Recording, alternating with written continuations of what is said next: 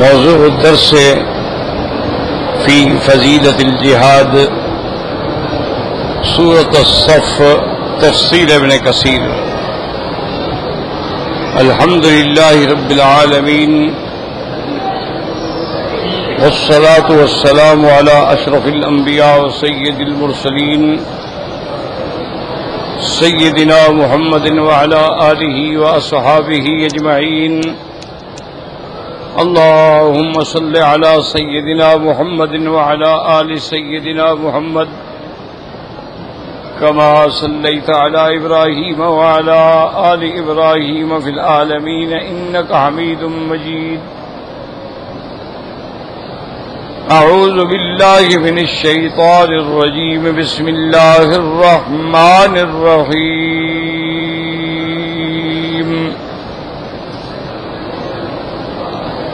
سبح لله ما في السماوات وما في الأرض وهو العزيز الحكيم.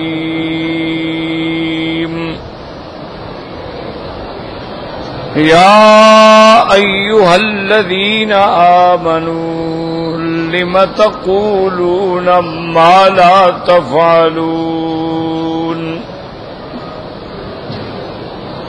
كبر مقتا عند الله أن تقولوا ما لا تفعلون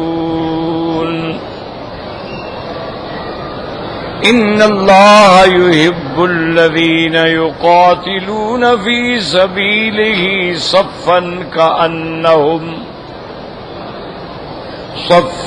كأنهم بنيان مرصوص.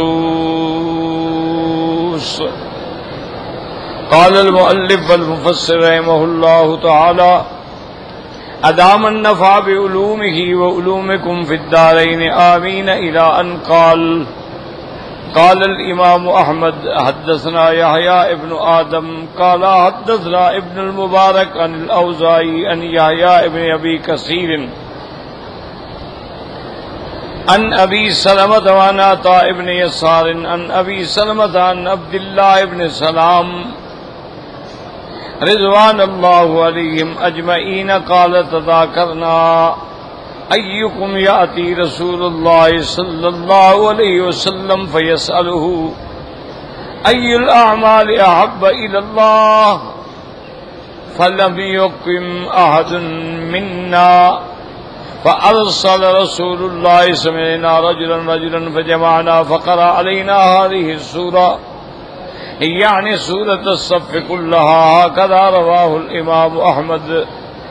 اب امام احمد رحمۃ اللہ علیہ نے یہ روایت مبارک نقل فرمائی ہے. عبداللہ ابن السلام رضی اللہ تعالی عنہ سے فرماتی ہیں کہ ہم صحابہ کٹھے بیٹھے تھے اور ہم آپس میں یہ بات کر رہے تھے کہ کون حضور کی خدمت میں جا کے پوچھے کہ اللہ تبارک و تعالیٰ کو سب سے محبوب عمل کیا ہے. لیکن ہم میں سے کسی نے اٹھ کے جانے کی ہمت نہ کی حتیٰ کہ حضور پاک صلی اللہ علیہ وسلم نے اپنا آدمی بھیجا اور ایک ایک کر کے سب کو طلب فرمایا. اور جب ہم حضور کی خدمت میں اکٹھے ہو گئے تو حضور صلی اللہ علیہ وسلم نے یہ سورت مبارک ہم پر تلاوت فرمائی. تو اب مسئلہ سمجھنے کا یہ ہے کہ صحابہ نے مشورہ کیا لیکن کسی نے نہیں پوچھا. وجہ یہ تھی کہ ادب ہوتا تھا کہ جرأت نہیں کرتے تھے سوال کرنے. اسی لیے صحابہ رضوان اللہ علیہم اجمعین فرماتے ہیں کہ ہم انتظار کرتے تھے کہ کوئی باہر کا آدمی آئے اور حضور پاک سے کوئی سوال کرے اور حضور پاک جواب دیں تاکہ پھر ہمیں معلومات حاصل ہو جائیں. لیکن خود ادب سے سوال نہیں کرتے. اسی طرح اللہ نے جبریل علیہ السلام کو بھی ایک انسان کی شکل میں بھیجا. حضور کی خدمت میں آئے اور حضور سے سوالات کیے، آپ نے جوابات دیے. جب وہ اٹھ کے چلے گئے تو حضور نے فرمایا صحابہ سے اس آدمی کو پہچانتے ہو؟ انہوں نے کہا یا رسول اللہ ہم تو نہیں پہچانا، ہم نے پہلی دفعہ دیکھا ہے، کوئی نیا آدمی۔ آپ نے فرمایا اخوکم جبرائیل، یہ حضرت جبرائیل علیہ السلام تھے، یعلمکم دینکم، آئے تھے تاکہ سوال کر کے تمہیں تمہارا دین سمجھائیں۔ تو یہ یعنی علم ایک بات۔ دوسری بات یہ ہے کہ حضور نے پھر سارے صحابہ کو بلا لیا اور اس کے بعد سورۃ صف تلاوت کی، تو اشارہ یہ فرمایا کہ افضل اور احب الاعمال اللہ کو یہ ہے کہ اس سورت کی تلاوت کریں اور اس سورت کے اندر جو امر ہے اس میں قائم رہے، یعنی جہاد فی سبیل اللہ، یہ احب الاعمال الی اللہ ہے۔ اللہ کو یہ عمل اتنا زیادہ محبوب ہے، اتنا پسند ہے کہ شہید کا خون جو ہے وہ زمین پہ نہیں گرتا ہے کہ اللہ اس کے گناہ معاف فرما دیتے ہیں، اور شہید کو اللہ نے اتنا درجہ عطا فرمایا ہے کہ حکم دے دیا کہ ان کو مردہ بھی نہ کہا کرو، وہ اللہ کے ہاں زندہ ہیں۔ اللہ نے ان کو ایک ایسی حیات عطا فرمائی ہے جس کو تم نہیں سمجھتے ہو۔ ایک بات تو یہ ہمیں سمجھ آئی، دوسری بات یہ یاد رکھیں کہ احادیث میں مختلف جواب ہیں، کہ جیسے کسی آدمی نے حضور پاک سے پوچھا کہ سب سے اللہ کے ہاں افضل اور احب العمل کیا ہے، تو آپ نے فرمایا کہ حج۔ دوسرے نے پوچھا، آپ نے فرمایا الجہاد فی سبیل اللہ۔ تیسرے نے پوچھا تو آپ نے فرمایا کہ والدین کی فرما برداری۔ تو جواب جو ہیں وہ مختلف دیے گئے، اس کی وجہ سمجھیں کہ اصل میں تو حج بھی محبوب ہے، جہاد بھی محبوب ہے، والدین کی فرما برداری بھی محبوب ہے، لیکن سرکار دو عالم صلی اللہ علیہ وسلم حکیم امت بھی تھے، وہ جانتے تھے کہ میری امت کو کس دوا کی ضرورت ہے۔ اگر اس بندے میں جہاد کے بارے میں کمزوری تھی اس کو جہاد کے بارے میں بتلا دیا، اگر اس بندے میں والدین کی خدمت میں کوتاہی تھی تو اس کو بر الوالدین کے بارے میں فرما دیا، اگر اس بندے میں حج کی کمی تھی اس کو حج کے بارے، تاکہ جیسے جیسے اس کو ضرورت ہے اس کے علاج کے مطابق دوائی بتا دی۔ تو حضور صلی اللہ، یہ تعارض نہیں ہوتا، یہ حال ہے، احوال۔ ایک آدمی ہے، نمازی ہے، روزے دار ہے، لیکن جہاد سے ڈرتا ہے، تو اس کو حضور صلی اللہ علیہ وسلم نے جہاد کے لیے تیار کیا۔ تو اس صورت میں چونکہ جہاد کا حکم ہے اور اللہ کے راستے میں شہید ہونا جو ہے وہ اتنا محبوب عمل ہے کہ حضور صلی اللہ علیہ وسلم نے فرمایا میں محبوب رکھتا ہوں کہ اقتل فی سبیل اللہ ثم احیا ثم اقتل ثم احیا ثم اقتل ثم احیا، میں محبوب رکھتا ہوں اللہ کے راستے میں شہید ہو جاؤں، اللہ مجھے دوبارہ زندہ کرے میں پھر شہید ہو جاؤں، اللہ مجھے دوبارہ زندہ کرے میں جہاد کر کے پھر شہید ہو جاؤں۔ یعنی اتنا حضور کو یہ عمل مبارک جو ہے وہ پسند ہے، اسی لیے اللہ نے واضح فرما دیا ہے کہ وَلَا تَقُولُوا لِمَن يُقْتَلُ فِي سَبِيلِ اللَّهِ أَمْوَاتٌ بَلْ أَحْيَاءٌ، وہ زندہ ہے، وَلَٰكِن لَّا تَشْعُرُونَ۔ اور دوسرے مقام میں فرمایا أَحْيَاءٌ عِندَ رَبِّهِمْ يُرْزَقُونَ۔ تو اس لیے یاد رکھو کہ قرآن کو سمجھنے کی کوشش کیا کرو۔ روح جو ہے اللہ نے، وہ روح مومن کا ہے یا کافر کا ہے؟ روح پہ تو موت ہی نہیں ہوتی، بات سمجھیں، یعنی جب موت آتی ہے تو ہماری روح نکل جاتی ہے، روح پہ تو موت نہیں آئی نا، اس روح کو نکال لیا جاتا ہے، جب ہم سے روح نکل گئی تو موت آ گئی۔ اچھا، اب مومن کی روح جو ہے وہ علیین میں ہے، اور کافروں کے ارواح جو ہیں وہ 7ویں زمین کے نیچے سجین میں ہیں، لیکن ہیں تو سارے زندہ نا، کافر بھی روح زندہ ہے، مومن کی روح بھی زندہ ہے. بات سمجھیں بھئی، ارواح تو دونوں کے زندہ ہے. پھر جب اللہ تبارک و تعالی قبروں سے اٹھائیں گے تو تمام ارواح جو ہیں وہ اپنے اپنے جسد میں آ جائیں گی اور ان کو اللہ پر زندگی دیں گے اور وہ قبروں سے کھڑے ہو جائیں گے، لیکن ارواح تو زندہ موجود ہے. ان کو نکالا گیا پھر ڈالا جائے گا. اسی لیے سرکار دو جہاں نے فرمایا کہ جب روح سور پھونکی جائے گی، ایک پہلی سور ہے کہ سب فنا ہو گئے، پھر سور پھونکی جائے گی تو تمام ارواح جو ہیں وہ اپنے اپنے جسد میں پہنچ جائیں گے.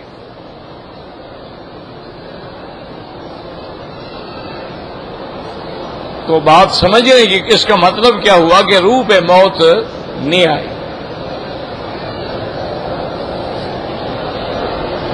اچھا، اسی طرح جنت پہ بھی فنا نہیں ہے، جنت اللہ فنا نہیں کریں گے.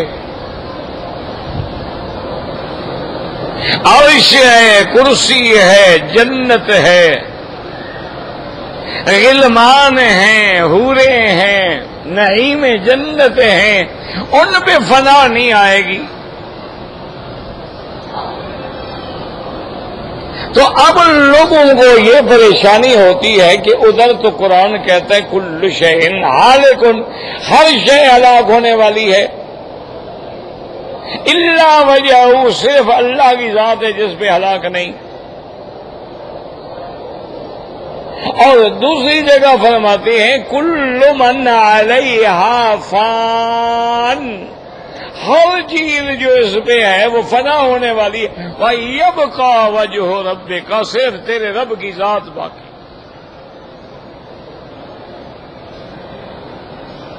تو قرآن پاک کو سمجھا کریں، کوشش کیا کریں اور ترجمے کو پڑھا کریں، اور جہاں سمجھ نہ آئے نشان لگا کے کسی اہل علم سے پوچھا کریں. اب ایک دفعہ قرآن کہتا ہے کہ ہر چیز ہلاک ہونے والی ہے، ہر چیز فنا ہو، ادھر یہ ہے کہ جنت پہ بھی فنا نہیں، حوروں پہ بھی فنا نہیں، جنت کے غلمان پہ بھی فنا نہیں، عرش کرسی پہ بھی فنا نہیں، ارواح پہ بھی فنا نہیں. تو اس لیے یاد رکھیں اس کا معنی یہ ہے کل من علیہا فان، کہ ہر چیز قابل فنا ہے، یعنی اللہ چاہے تو فنا ہو سکتی ہے. ہر چیز قابل ہلاک ہے. اب اگر اللہ ہلاک نہ کرنا چاہے اس کی مرضی، لیکن اگر ہلاک کرنا چاہے تو وہ قابل ہلاک ہے. صرف ایک ذات ہے جس پہ فنا اور ہلاک نہیں ہوگا. تو اب ہمیں سمجھ آیا کہ بھی روح تو سب کی زندہ ہے، مومن کی بھی زندہ ہے، کافر کی بھی زندہ ہے.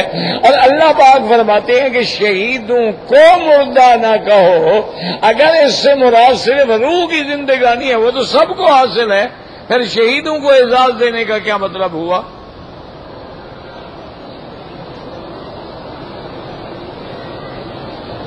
یہی ان کو مسائل الجھ جاتے ہیں نا.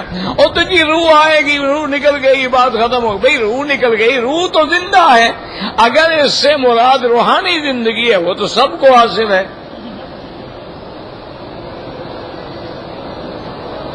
تو پھر شہید کے لیے بطور خاص کہنے کی کیا ضرورت تھی؟ اور پھر اگر صرف ارواح کی زندگی ہے تو ارواح تو کھاتے ہی نہیں ہیں، وہ تو امر ربی ہے. اللہ فرماتا ہے شہید تو میرے ہاں رزق کھاتے ہیں، ان کو رزق پہنچایا جاتا ہے. تو یہ کھانے کا معاملہ ہمارے ساتھ ہے یا روح کے ساتھ ہے؟ روح بھی کھاتا ہے کیا؟ یہ سلون کان روح ہے کل روح من امر ربی، وہ تو اللہ جانتا ہے روح ہے کیا. وما اوتیتم من العلم الا قلیلا، تمہیں نا تھوڑا سا علم دیا گیا، تم تو جانتے ہو، کوئی بھی نہیں جانتا کہ روح کیا ہے. اور روح تو ایک ایسی لطیف چیز ہے کہ جس کے اندر ہے وہ بھی نہیں جانتا کہ روح کیا ہے. اور جب اس کے اندر سے نکل کے جا رہی ہے تب بھی وہ نہیں پہچان سکتا کہ کیا ہے. اسی لیے بس یہ ہوتا ہے کہ اب آنکھیں کھلی ہیں تو حکم ہے نا کہ بھی اس کی آنکھوں پہ ہاتھ دے دو، کیونکہ اس میں تو روح ہے نہیں بیچارے میں کہ اب وہ آنکھیں اپنے آپ بند کر سکے.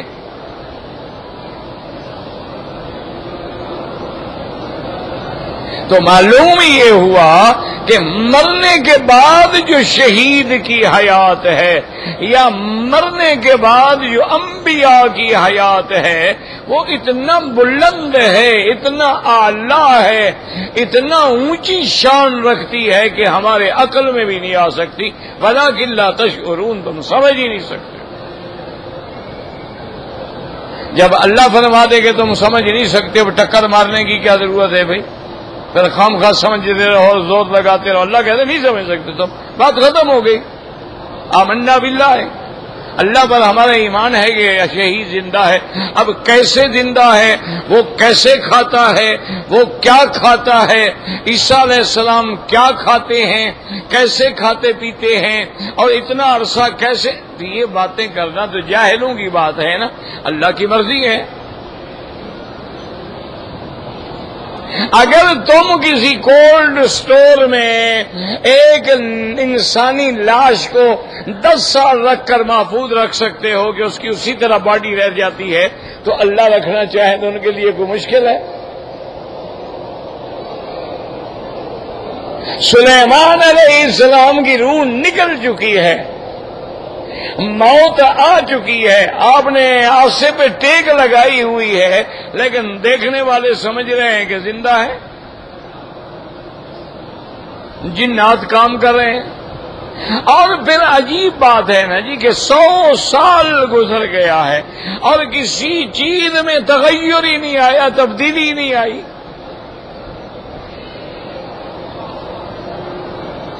اصحاب کہف 350 سال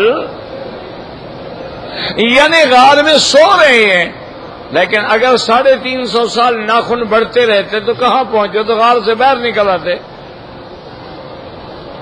اگر بال بڑھتے رہتے وہ کہاں پہنچتے؟ اگر ان کے جو عذاب باہر، اچھا اب وہ موت بھی تو نہیں ہے، وہ تو سوئے ہوئے. اللہ نے فرمایا ہم نے ان کو سلایا ہے، یہ نہیں فرمایا کہ ہم نے موت دی ہے.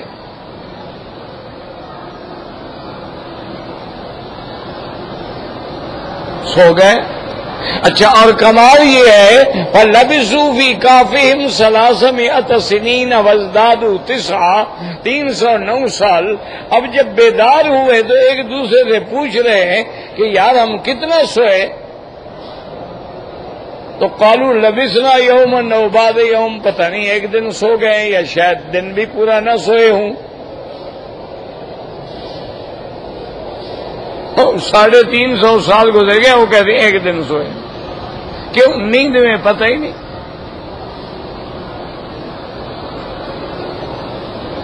تو اس لیے ہمیشہ یاد رکھیں کہ جن باتوں میں اللہ کا قرآن فرما دے نا جی کہ ہمارا ایمان ہے وہ سو گئے. اللہ نے یہ بھی بتلا دیا کہ بھائی اگر ایک آدمی اتنی مدت ایک جانب سوتا رہے تو اس کے تو یہ سارا بدن لگ جائے گا نا، بستر سے گل جائے گا، سڑ جائے گا. نقلبہم ذات الیمین و ذات الشمال، ہم اپنی قدرت سے ان کو کبھی ادھر الٹا دیتے تھے، کبھی ادھر الٹا دیتے تھے تاکہ انہیں تکلیف نہ ہو.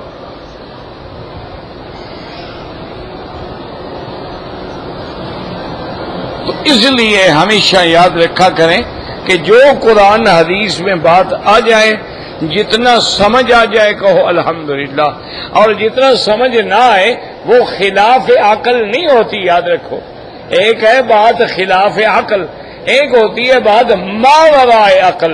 وہ ہمارا عقل محدود ہے، وہ سمجھ نہیں رہا. یہ نہیں کہ وہ بات خلاف عقل ہے.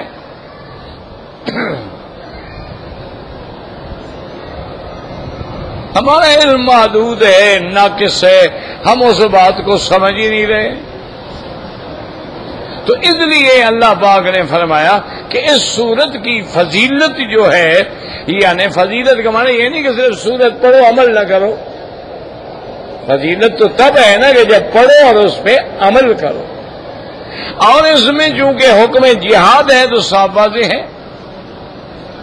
وقال ابن ابی حاتم حدثنا العباس بن الولید بن مرصد البیروتی قراءة قال اخبرني ابي سمعت الاوزاعي حدثني يحيى ابن ابي كثير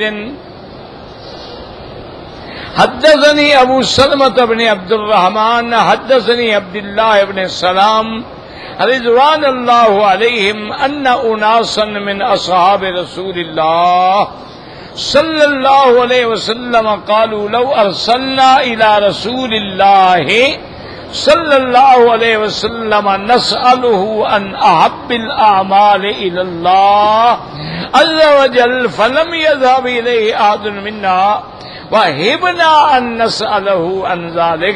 یعنی ہمیں اللہ کے نبی کی ہیبت، آپ کی عظمت، آپ کی شان کا یہ تقاضا تھا کہ ہم سوال کرنے کی جرات نہیں کر سکتے. قال فدعا رسول اللہ صلی اللہ علیہ وسلم اولئک النفر. حضور پاک نے اس جماعت کے جتنے بندے تھے رجلن رجلن ایک ایک کو نام لے کے بلوایا. حتی جمعہم سب کو اکٹھا کر لیا.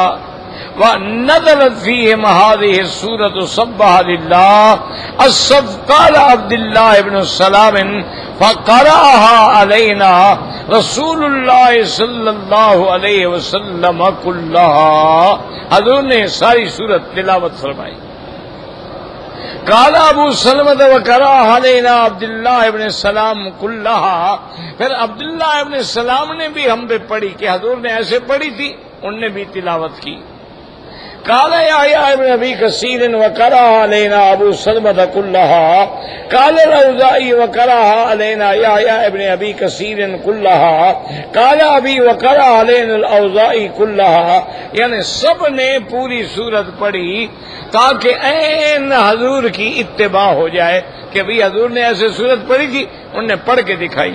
حضور پاک نے ایسے سورت پڑھی تھی، ان نے پڑھ کے دکھائی.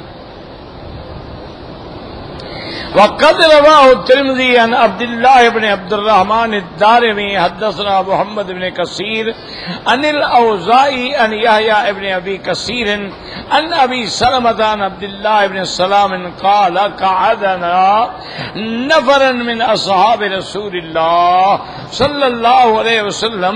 ہم ایک جماعت بیٹھے تھے صحابہ کی.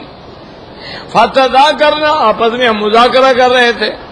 فقلنا لو نعلم ہم نے کہا کاش ہم جانتے ای الاعمال احب الی اللہ عز وجل لا عملنا ہو تاکہ وہ عمل ہم کرتے. فانزل اللہ تعالی سبح للہ ما فی السماوات وما فی الارض وهو العزیز الحکیم. یا ایھا الذین آمنوا لم تقولون ما لا تفعلون. قال عبد الله بن سلام فقرأ علينا رسول الله صلى الله عليه وسلم. قال ابو سلمة فقرأ علينا ابن سلام. قال يحيى فقرأ علينا ابو سلمة. قال ابن كثير فقرأ علينا الاوزاعي. قال عبد الله فقرأ علينا ابن كثير. ثم قال الترمذي ودخول محمد بن كثير في اسناد هذا الحديث عن الاوزاعي فروى ابن مبارك عن الاوزاعي عن يحيى بن ابي كثير عن هلال بن ابي ميمونة عن عطاء بن يسار عبد الله بن سلام او النبي صلى الله عليه وسلم عبد الله بن سلام. قلت وهكذا رواه الامام احمد بن معمر عن ابن المبارك به. قال الترمذي وروى الوليد بن مسلم هذا الحديث عن الاوزاعي نحو رواية محمد بن كثير. قلت وقد رواه الوليد بن يزيد عن الاوزاعي كما رواه ابن كثير. قلت وقد اخبرني بهذا الحديث الشيخ المسند ابو العباس احمد بن ابي طالب الحجار قراءة عليه وانا اسمع.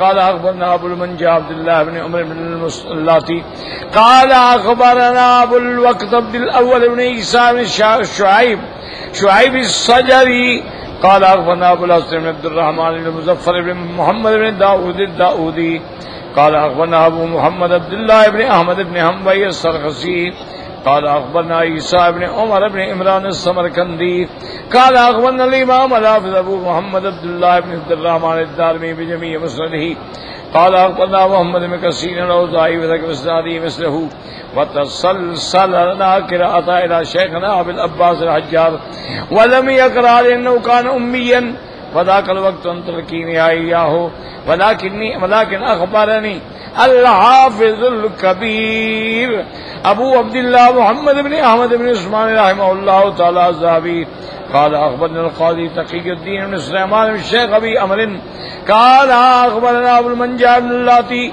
فذكره باسناده وتسلسل لي من طریقة وقرأ لي بكمالها ولله الحمد والمنہ. تو یہ علماء کی دیانت ہوتی ہے کہ یہ روایت کس نے کی، کس نے سنا، کیسے سنا، پھر اس وقت کو، اس حالت کو، اس کیفیت کو بھی پورا پورا بیان کرتے ہیں. تو بہرحال یعنی یہ صورت ایسی شان والی ہے کہ جس نے سنی اس نے پھر پوری طرح پڑھ کے سنائی.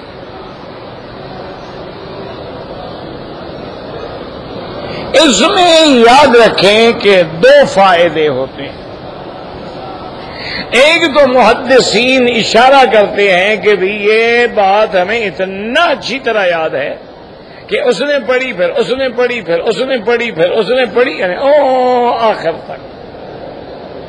اور دوسرا اس میں اتباع سنت محمد مصطفیٰ، حضور سے عشق کی دلیل ہے کہ جو بات حضور نے جیسے سمجھائی صحابی نے آگے اسی طرح سمجھائی. اس کی ایک مثال سمجھ لیں کہ صلح حدیبیہ کے بعد جب صلح ہو گئی اور حضور صلی اللہ علیہ وسلم واپس مدینہ منورہ کے لیے روانہ ہو گئے، عمرہ نہ کر سکے، دم احسار دے دیا، احرام کھل گئے، سر مبارک پہ اس طرح پھروا دیا گیا. اب آپ بغیر عمرے کے واپس جا رہے ہیں تو حضرت عمر رضی اللہ تعالی عنہ کے دل پہ بڑا بوجھ تھا. بھئی عمرے سے رہ گئے. حضرت عمر رضی اللہ تعالی عنہ نے کچھ سوال بھی کیے تھے حضور سے کہ یا رسول اللہ ہم ایسی صلح کیوں کریں. اس لیے حضرت عمر فرماتی ہیں کہ میں اپنی اونٹنی کو تیز کر کے حضور کی اونٹنی کے قریب لے آیا اور میں نے سلام کیا، لیکن حضور نے جواب نہیں دیا. پھر تھوڑی دیر گزری، پھر میں نے سلام کیا، حضور پاک نے جواب نہیں دیا. پھر تھوڑی دیر گزری، میں نے پھر سلام کیا، حضور پاک صلی اللہ علیہ وسلم نے جواب نہیں دیا. اب حضرت عمر فرماتی ہے کہ میں نے اپنی اونٹنی دور کر لی اور میں اب دل میں اتنا رو رہا تھا اور کہہ رہا تھا کہ کاش عمر تمہیں تمہاری ماں نے اٹھایا ہی نہ ہوتا، تم پیدا ہی نہ ہوتے تو اچھا تھا کہ آج حضور آپ سے ناراض ہیں، آپ کی بات ہی نہیں کرنا چاہتے آپ سے.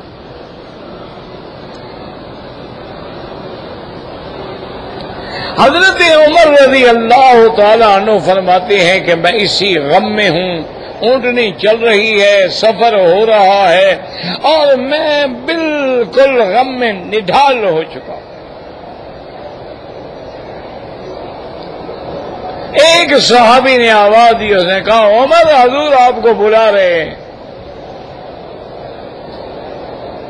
اب جب میں حضور پاک کے قریب گیا اور بڑے ڈرتے ڈرتے گیا کہ اللہ اعلم میرے بارے میں کوئی آیت نازل ہو گئی ہے، اب کیا ہوگا، تو حضور پاک نے فرمایا عمر آج اللہ نے مجھ پر ایک آیت اتاری ہے، اگر اللہ ساری کائنات کی بادشاہی مجھے دے دیتے اتنی خوشی نہ ہوتی جتنی اس آیت سے خوشی ہوتی.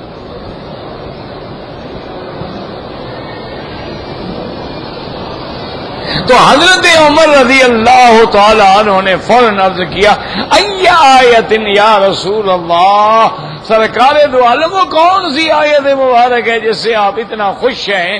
تو حضور نے فرمایا کہ اللہ نے یہ آیت اتاری ہے انا فتحنا لک فتحا مبینا، کہ ہم نے آپ کو فتح مبین عطا فرمائی ہے۔ تو حضرت عمر رضی اللہ تعالیٰ عنہ کو چونکہ مشرکین مکہ کے خلاف بڑا جوش تھا، تو انہوں نے پوچھا یا رسول اللہ اس فتح میں ہمیں مکہ فتح ہونے کی بھی خوشخبری شامل ہے؟ تو آپ نے فرمایا ہاں مکہ بھی فتح ہوگا۔ تو اب میرے نقل کرنے کی بات یہ تھی کہ حضرت عمر جب یہ واقعہ سناتے تھے تو ساتھ کہتے تھے کہ بھائی حضور اونٹنی پہ تھے نا، اونٹنی چل رہی تھی، اور حضور جب یہ آیت پڑھ رہے تھے انا فتحنا لکا، تو آواز میں زیر و بم تھا انا فتحنا لکا مبینا، تو وہ آواز اسی طرح نقل کر۔ یہ کمال عشق تھا صحابہ کا، یعنی وہ کیفیت جو ہے وہ بھی نقل کی کہ حضور نے جب پڑھا تو کیسے پڑھا، اونٹ ہل رہا تھا تو آواز ہل رہی تھی۔ تو یہ ہوتی ہے دیانت و امانت، اور یہ ہے عشق صحابہ کہ انہوں نے حضور کی داڑھی مبارک کے جو بال سفید ہوئے ہیں ان کے بارے میں بتلایا کہ آپ کے 17 بال سفید ہو گئے تھے، یعنی ایک ایک آپ کی حرکت یاد ہے، آپ کا اٹھنا بیٹھنا بولنا کھانا پینا لباس کیفیت، ایک ایک لمحہ صحابہ نے آنکھوں میں بسایا ہوا۔ رضوان اللہ تعالی علیہم اجمعین، اللہ ان پہ راضی ہو جائے کہ جنہوں نے میرے مدنی پاک کی ساری زندگی نقل کر کے ہمارے سامنے رکھ لی۔ تو اس لیے صحابہ فرماتے ہیں کہ اس نے میرے پڑھا، اس نے پھر پڑھا، اس نے پھر پڑھا، یعنی ہر وہ عمل کیا جو حضور نے کیا تھا۔ اسی لیے محدثین بڑے بڑے اولیاء اللہ جب مقام ملتزم کے بارے میں بیان کرتے ہیں کہ یہ ایسا مقام ہے کہ جہاں جو دعا کرو قبول ہوتی ہے، ساتھ یہ بھی کہتے ہیں کہ میں نے بھی دعا مانگی میری قبول ہوئی تھی، اپنا تجربہ بھی ساتھ بتا رہے ہیں۔ تو اللہ نے یہ صورت مبارک اتاری کہ سبح للہ ما فی السماوات وما فی الارض وهو العزیز الحکیم یا ایھا الذین آمنوا لم تقولون ما لا تفعلون کبر مقتا عند اللہ ان تقولوا ما لا تفعلون ان اللہ يحب الذین یقاتلون فی سبیلہ صفا کأنہم بنیان مرصوص۔ قد تقدم الکلام علی قولہ تبارک و تعالی۔ اب مفسر فرماتی ہیں کہ تسبیح کے لفظ پر جو بحثیں ہیں وہ پہلے گزر چکی ہیں، دوبارہ ذکر کرنے کی ضرورت نہیں ہے۔ غیر مرۃ بما اغنی عن عیادتہ وقولہ تبارک و تعالی یا ایھا الذین آمنوا لم تقولون ما لا تفعلون انکار علی من یعد وعدا او یقول قولا لا یفی به۔ ولہذا استدل بهذه الآیة الکریمة من ذهب من علماء السلف إلى أنه يجب الوفاء بالوعد مطلقا سواء ترتب عليه للموعود أم لا، واحتجوا أيضا من السنة بما ثبت في الصحيحين۔ اب مفسر رحمۃ اللہ علیہ فرماتے ہیں کہ اس آیت میں اللہ نے ان لوگوں کا رد بیان فرمایا ہے جو وعدہ کرتے ہیں یا اب بات کرتے ہیں اور پھر پوری نہیں کرتے. اس لیے علماء نے اس آیت سے استدلال فرمایا ہے کہ جب کوئی آدمی وعدہ کرے تو اس کو ہر حال میں وعدہ پورا کرنا چاہیے، چاہے اس پہ موعود کا متمتب ہو یا نہ، ہر حال میں وعدہ پورا کرے. اوفوا بالعہد، وعدہ پورا کرو.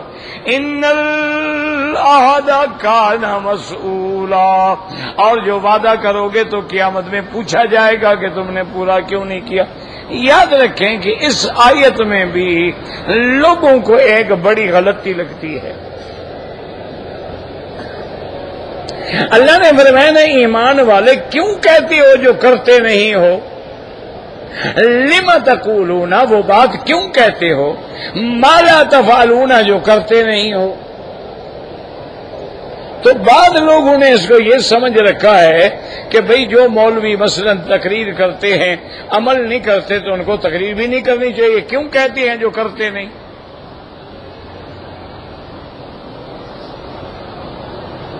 یہ بات نہیں ہے اور نہ یہ آیت اس بارے میں نازل ہوئی ہے. مثلا ایک آدمی ہے گناہ گار ہے لیکن لوگوں کو گناہ سے روک رہا ہے، تو اس کا معنی یہ نہیں ہے کہ چونکہ گناہ گار ہے تو نہ روکے. یہ بات نہیں ہے.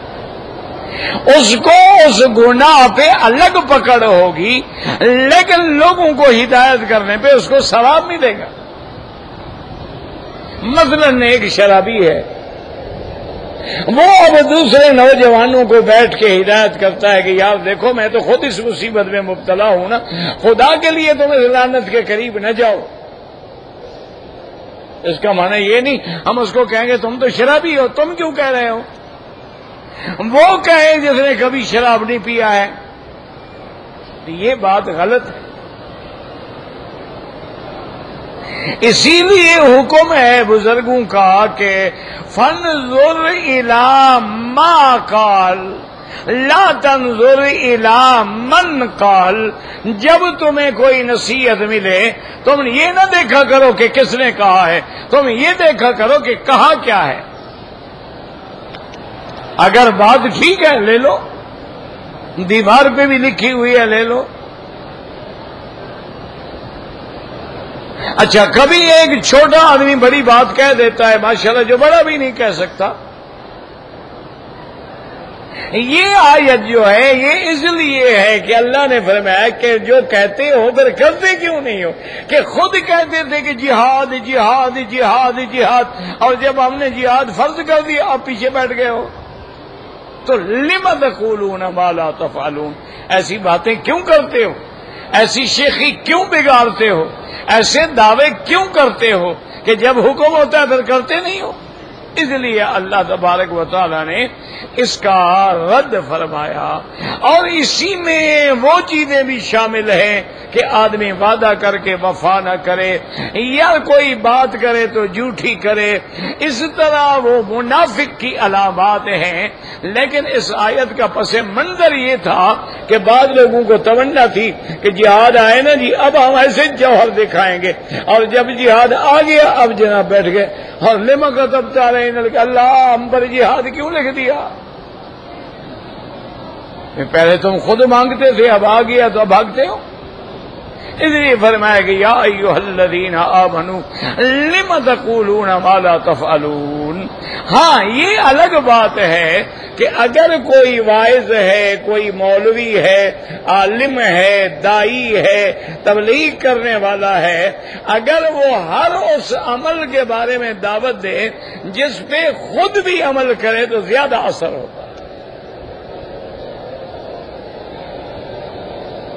وہ ایک مثال ہے نا کہ ایک بزرگ آدمی تھے، ایک بڑھیا اپنے بچوں کے لے آئی اور نے کہا حضرت یہ میرا پوتا ہے یہ سارا دن گڑ کھاتا ہے، دعا کریں اللہ اس کی جان چھڑائے. سارا دن میٹھا کھاتا رہتا ہے، دانت بھی ٹوٹ جائیں گے، پتہ نہیں کیا کیا بلائیں ہو جائیں گی. آپ نے بتایا اچھا اماں کل لے آنا. چلی گئی. جب وہ چلی گئی تو شاگردوں نے کہا حضرت ایک عورت ہے، بوڑھی عورت ہے بیچاری، وہ بچے کو لے کے آئی، پتہ نہیں کتنا چل کے آئی تھی، اگر آپ اس وقت دعا مانگتے تھے کیا اس کو کہہ دیا کل آؤ؟ نے فرمایا اللہ کے بندے میں خود گڑ کھا کے بیٹھا تھا، دعا کیسے کرتا؟ گڑ کھانا کوئی حرام تو ہے نہیں، تو میں نے بھی کھایا ہوا تھا، تو میں نے کہا جب آپ خود کھا کے بیٹھے اس کو کیا دعا کروں؟ تو اس لیے میں کل نہیں کھاؤں گا پھر اس کو دعا کروں گا۔ تو اس لیے ہمیشہ یاد رکھیں کہ جب آدمی اعمال پہ عامل ہو اللہ اس کی زبان میں اثر پیدا فرماتا ہے، اور اگر وہ محض تقریریں ہوں اور لوگ اکٹھے ہو جاتے ہوں تو لوگ تو گانے والوں پر بھی زیادہ اکٹھے ہو جاتے ہیں، لوگ تو ہاکی کے کھلاڑیوں کے لیے بھی اکٹھے ہو جاتے ہیں، لوگ تو کرکٹ والوں کے لیے بھی اکٹھے ہو جاتے ہیں، لوگ تو کسی ماڈل کو دیکھ کر بھی اکٹھے ہو جاتے ہیں، وہ تو لوگوں کا کیا ہے، لوگ تو کل انعام ہوتے ہیں۔ کسی عالم یا پیر کا دیکھنا ہو، امتحان کرنا ہو، اس کا امتحان یہ ہے کہ اس کی تقریر سے، اس کے وعظ سے، اس کی صحبت سے، اس کی نصیحت سے کیا کچھ لوگوں میں تبدیلی آئی ہے، تو سمجھو الحمدللہ۔ اور کچھ نہیں، ادھر سے سنا ادھر سے نکال دیا تو بس ٹھیک ہے۔ تو اس لیے اللہ نے یہ آیات نازل فرمائی کہ یا ایھا الذین آمنوا لم تقولون ما لا تفعلون واللہ اعلم۔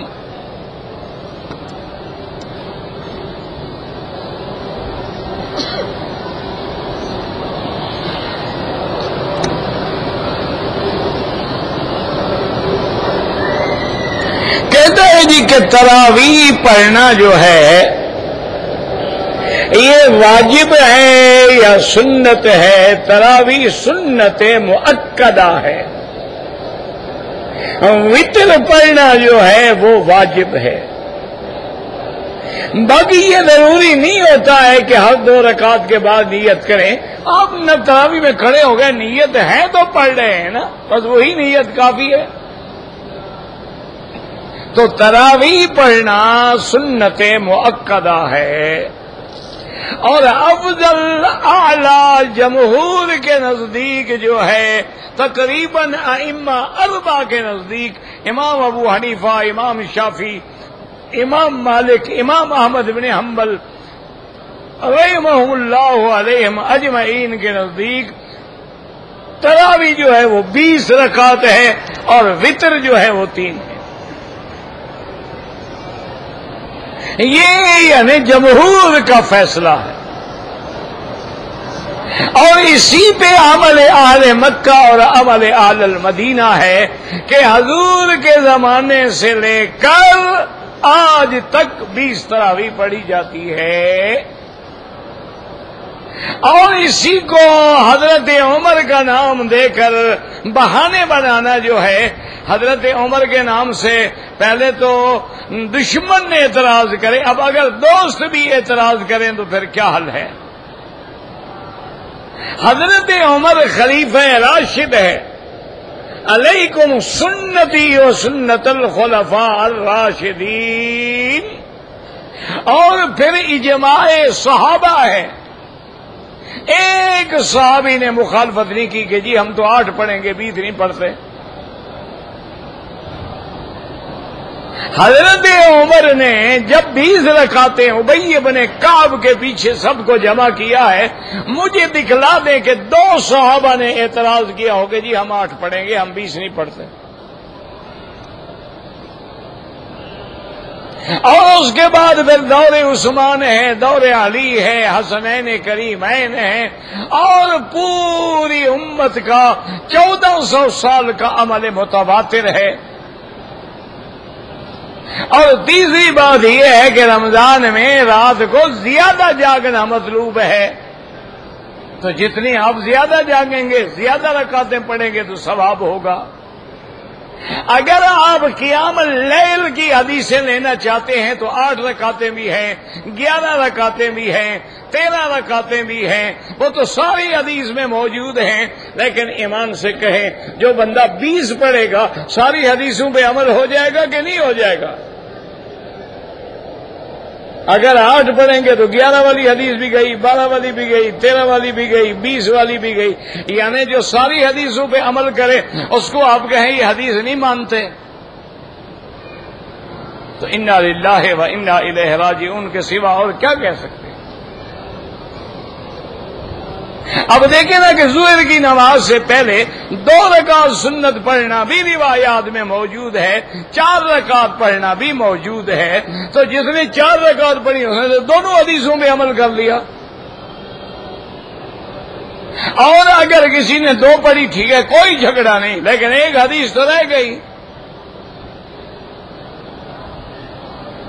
تو اللہ کے بندے جھگڑے نہ کریں، اختلاف نہ کریں، پوری امت کو تیار کریں کہ من صام رمضان ایمانا و احتسابا، جو اللہ سے ثواب کے لیے روزہ رکھے، ریا نہ ہو، اللہ اس کے سارے گناہ معاف کر دیتے ہیں.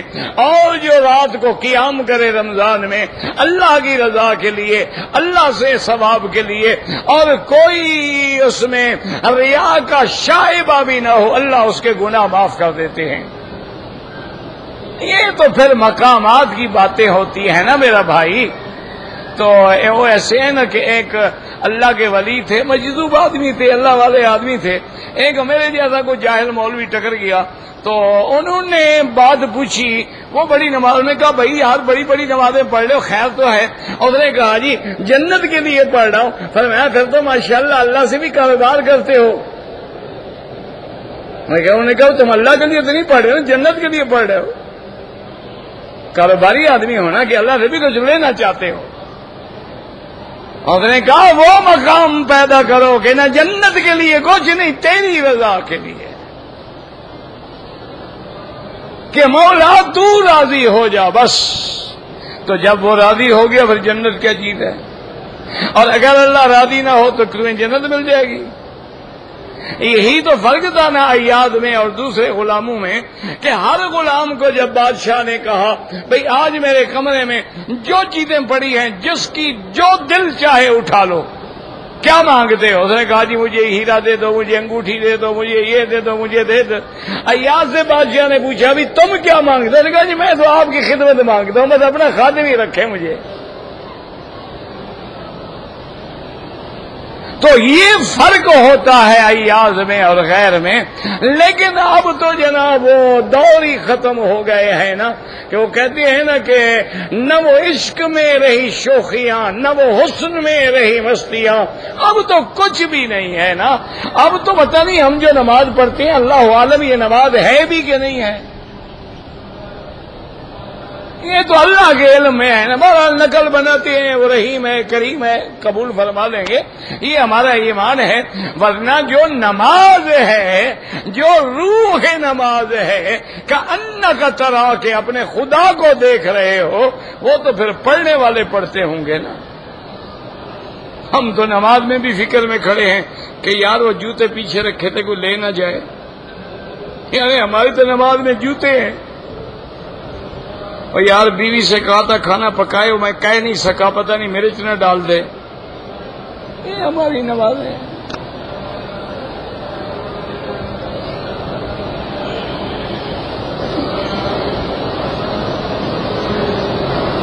کہتے جی کہ طواف کے دوران میں بعض لوگ ہر کونے پہ استلام کرتے ہیں، بالکل غلط ہے. رکن یمانی پہ ہاتھ لگانا سنت ہے، حجر اسود پہ بوسہ سنت ہے، باقی 2 کونے تو کعبے کے کونے ہی نہیں ہیں. وہ تو کعبے ہیں، وہ تو 7 ہاتھ کعبے کی زمین باہر ہے، وہاں اشارے کا کیا مطلب؟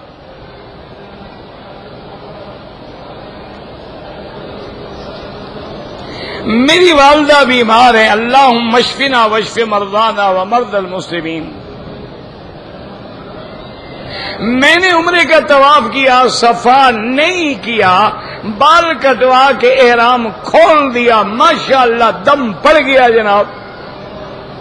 ایک بکری ذبح کر کے خیرات کریں. آپ نے صفا مروہ نہیں کیا، وہ واجب ہے، واجب آپ نے چھوڑ دیا.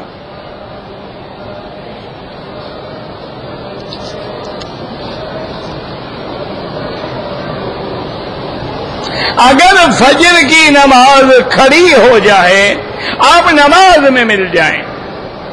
اگر آپ مسجد کے باہر 2 رکعت پڑھ لیں اس یقین سے کہ مجھے جماعت مل جائے گی تو پڑھ سکتے ہیں، لیکن اس طرح نہ پڑھا کریں جیسے میرے بھائی پڑھتے ہیں کہ ابھی امام فاتحہ ختم نہیں کرتا، یہ 2 رکعتیں پڑھ کے آ بھی جاتے ہیں. ماشاءاللہ، پتہ نہیں ان کی نماز کوئی اسپیشل ایکسپریس چلتی ہے اللہ کے ساتھ.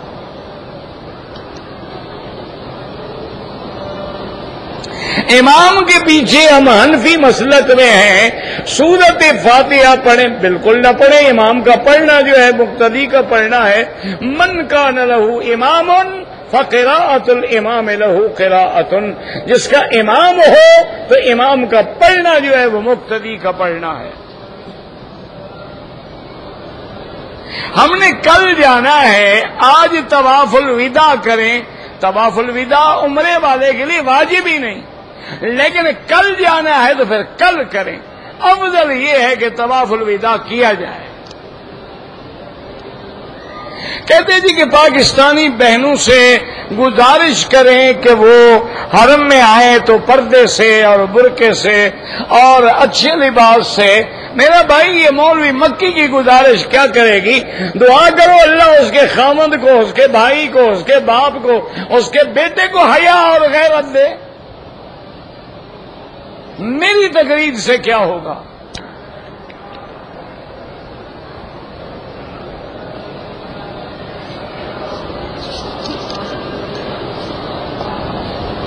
اگر ہم سنت نماز ہے یا فرض نماز ہے اپنی زبان میں کہہ دیں 4 رکعت نماز عشاء، کوئی حرج نہیں، لیکن نیت دل میں ہوتی ہے، زبان پہ نہیں ہوتی.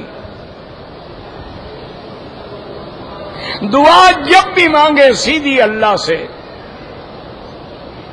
اگر میں 15 شعبان کی رات میں ایک انفرادی طور پہ نفل پڑھتا ہوں، بالکل پڑھتے ہیں، آج بھی پڑھیں، پورا شعبان پڑھیں، کس نے منع کیا ہے؟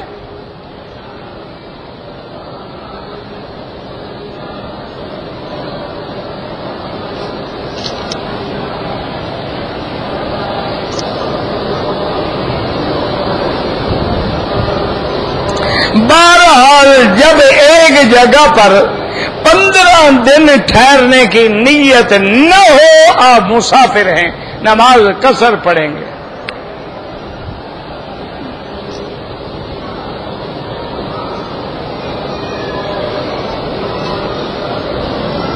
میں کوئی چیز جو ہے وہ 800 ریال میں فروخت کرتا ہوں، حالانکہ مارکیٹ میں وہ 400 ریال میں بکتی ہے، تو یہ تو سراسر ظلم ہے نا.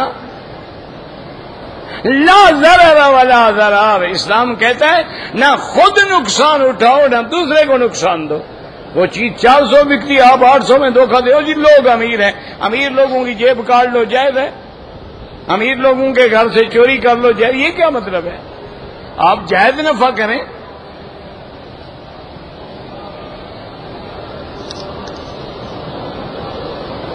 شعبان کے مہینے میں روزے زیادہ رکھیں، کیونکہ حضور صلی اللہ علیہ وسلم رمضان کے استقبال کے لیے شعبان میں بہت روزے رکھا کرتے تھے. ایک روزہ زیادہ رکھیں، رات کو تہجد لازم پڑھیں، قرآن کی تلاوت شروع کریں اور اللہ سے دعائیں مانگیں کہ اللہ ہمیں رمضان کے برکات و ثمرات نصیب فرمائے.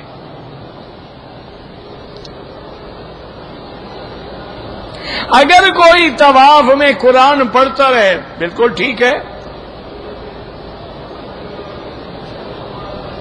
میں نے طواف کیا، صفا مروہ نہیں کیا، بعد میں مسجد عائشہ چلا گیا، دوبارہ طواف اور سعی کیا، اور کیا لیکن طواف کیا، صفا نہیں کیا. سر منڈایا یا نہیں منڈایا؟ اگر سر نہیں منڈایا پھر تو کوئی دم نہیں پڑی.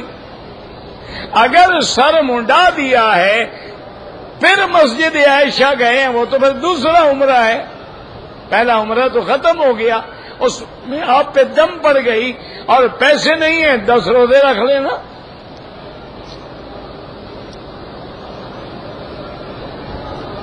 میں اپنے ملک میں ملازم ہوں، اب یہاں میں ویزے پہ آیا ہوں، اگر آپ چھٹی لے کے آئے ہیں تو یہ تنخواہ لینا جائز ہے۔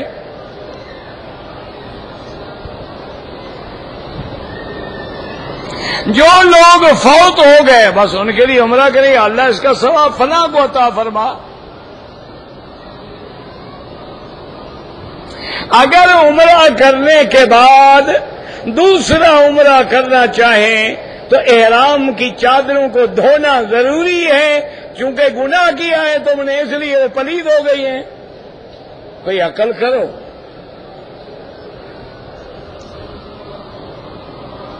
عمرے کے بعد غسل کرنا لازمی ہے؟ کوئی لازمی نہیں۔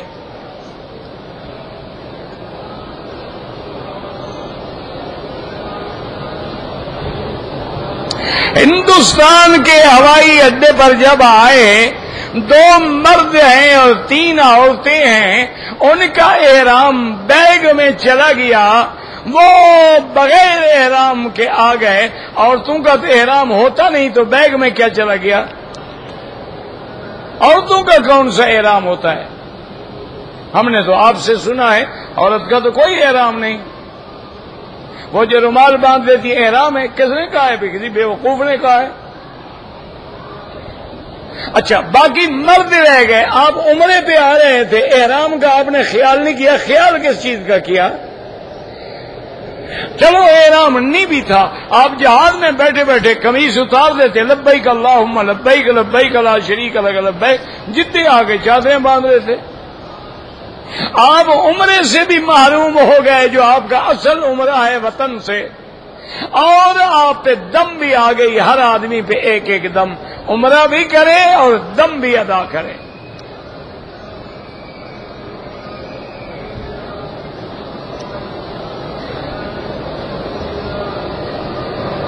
مسجد کے کرائے پہ لی گئی دکان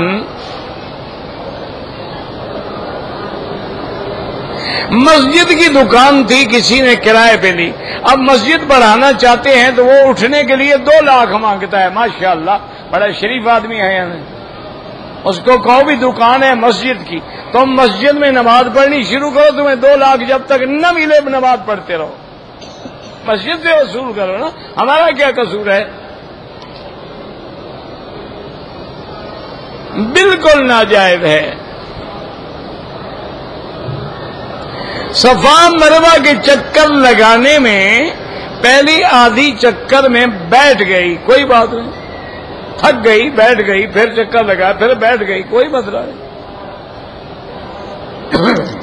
اب یہ تو میں اتنے جلدی پڑھ ہی نہیں سکتا،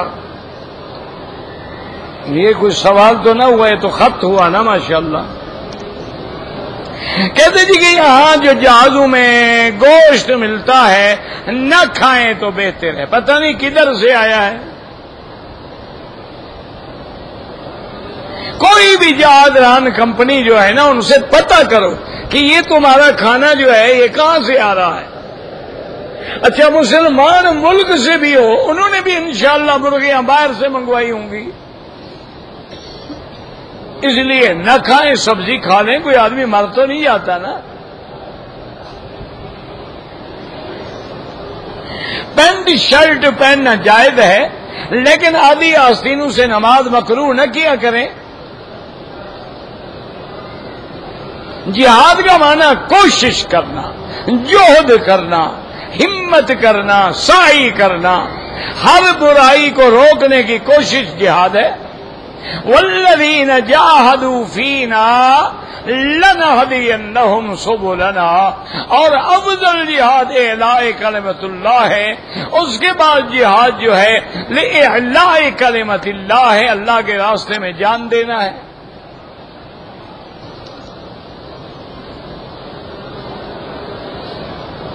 جو دین کا علم ہے، اعمال میں اللہ والوں کی صحبت اختیار کریں۔ اگر آدمی نے احرام کی چادریں باندھ لی، چادریں باندھنے سے کچھ نہیں ہوتا، اگر نیت کر لی، لبیک پڑھ لیا، پھر بدن پہ خوشبو لگائے تو دم پڑ جائے گی۔ ربنا تقبل منا انك انت السميع العليم وتب علينا انك انت التواب الرحيم اللهم فرج هم المهمومين